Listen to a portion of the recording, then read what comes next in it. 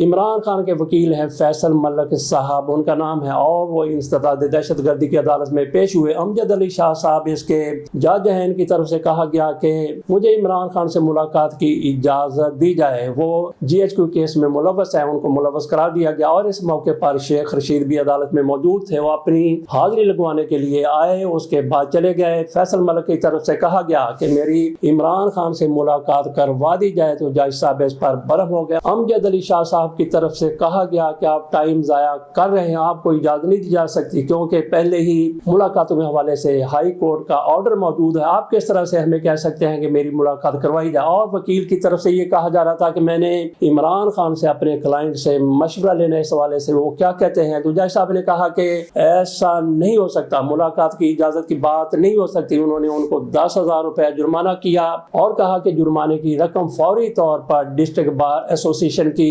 Dispensary میں جمع کروا دی جائے۔ لگتا ہے کہ جج صاحب وہیں سے اپنا علاج کرواتے، وہیں سے اپنی دوائیاں شوائیاں لیتے ہیں۔ بہرحال یہ عمران خان کے وکیل کو جرمانہ کر دیا گیا، 10,000 روپے جرمانہ کیا گیا کہ آپ نے ملاقات کی اجازت مانگی ہے تو کیوں مانگی ہے۔